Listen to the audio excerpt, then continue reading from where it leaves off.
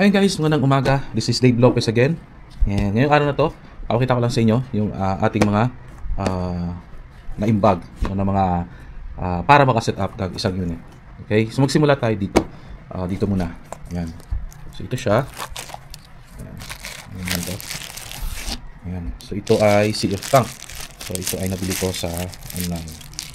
Ayan. Oops. So, meron siyang plastic, of course. And meron siyang ganito. So maganda kasi mas ma-protect yung ating CF tank, especially sa mga carrier na hindi nag-iingat. Ayan. Tapos meron siya ditong certificate for quality control. Ayan. So galing sa China. Yung test na date niya is January, February, March, April. I think ito ay 04 April 2024. Ayan. M18 yung thread. Ito ay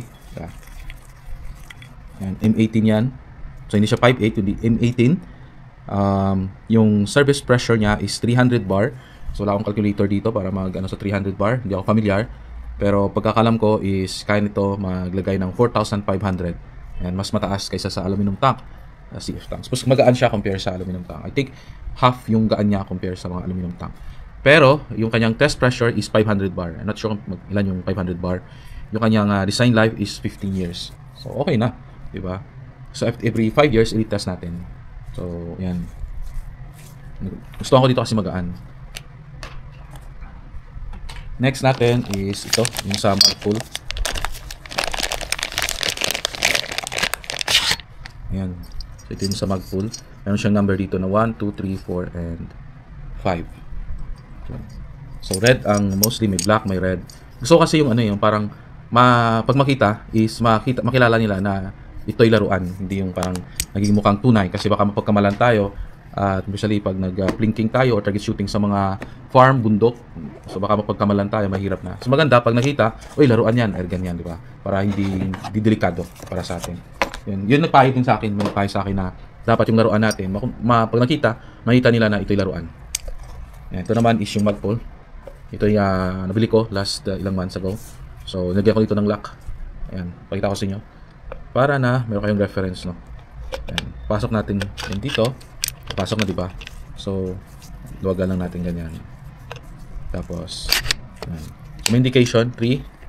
Ayan, 3, 4, and 5. Gusto natin mas mahaba. So ganyan siya. Kung naka-design na tayo sa 3. Ayan, 3, di ba? May alog siya. So ang purpose nito is mag-shoot yan sa butas. Tapos i-lock natin. So malaki yung na hindi na siya masyadong maalog. Konting-konti na lang meron. Ayan. So ano pa yung meron dito? So dito rin is yung ating hawakan. Yung grip. So I think lalakihan to yung sa gitna. Para makapasok yung yung sa trigger mechanism. Ilalak dyan. Ito yung grip. May swabbing sa pas, matibay din, no? Matigas na plastic. Matibay. Kaya niya mag-hold ng Tapos ito siya. Pagkatapos na kompleto na, no? Ilalagay dito. Ayan. Tapos ilalak para secure. Ito siya. Ano pa? Yung last na order natin ay Yuben. Marami kayong maglalabasan ngayon na imitation. So, buti na nakakuha pa ako sa Cricket mismo. I'm not sure if ito original hindi. Pero ito nakuha ko mismo sa manufacturer kasi marami naglalabasan ngayon. Sabi nila maraming mga issue. Ayan. So, actually, to be honest guys, itong Cricket na to, ang nag-design nito is ako. Ayan. Kasama ko si Bro Elmer. Ayan. So, huwag natin kunin lahat ng credits, no? So, kami yung nagbigay ng suggestion nito sa manufacturer ng Cricket. Kaya lumabas to. Ayan. So ito yung niya, thread para sa M18. Testing natin. Ito ay para mag-test kayo, halimbawa pag nalagay nyo sa receiver, maglagay kayo nito para ma-test nyo kung yung output ng PCB ninyo, if ilan yung gusto nyo, like 1.8, 1.7, 2.2, 1.4, diba? So hindi na ganun kalaki yung hangin kasi dahil dito, ito lang, mapili na ako mag-test ng output. So ang suggestion ko before is natin dito. Wala na sana yung gauge para sa output na sa receiver. Wala na sana. Kasi meron naman doon sa receiver, di ba? May gauge doon. Kaso ito yung design. Sana wala na ito. Isa lang sana yung yung gauge tulad ng mga makikita natin, di ba? Sa mga China reg. Pero ito yung design nila eh. Pero baka soon, kung mayroong magpaano sa atin uli, mag-create tayo ng panibagong design. Ayan. So ito design nila to. Ang sa amin lang is yung design namin sa China reg dito nilagay. And ayan, at ibang mga design sa loob. And ito din is gusto mo na babaan yung output, palakasan yung output, dito lang yung pihitan. Ayan. So ito ay M18. Ayan. Saktong-sakto. Ayun. Ayun, no? Sa mga po, yung ganitong klaseng regulator ay stainless steel siya, may kabigatan siya konti. Pero ito, magaan.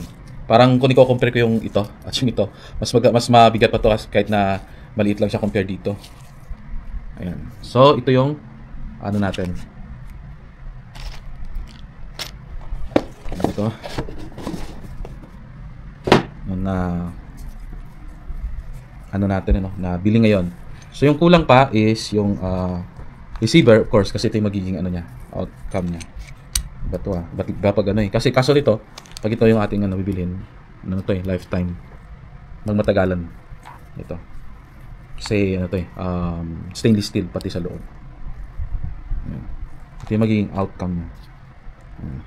So inaantay ko is yung trigger mechanism na hopefully this week darating.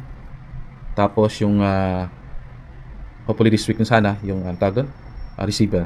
Ayan. Tapos yung panumpit kasi meron din tayong scope dito. So ito na siya. Yung aking receiver ay 7-inch para walang problema sa plenum. Alright, so ito lang muna and maraming salamat sa pagantabay at pagpanonood. So subscribe kayo dito. Subscribe kayo, click ito para matanggap kayo naman ng notification sa mga bagong videos natin gawa. Alright, see you soon guys.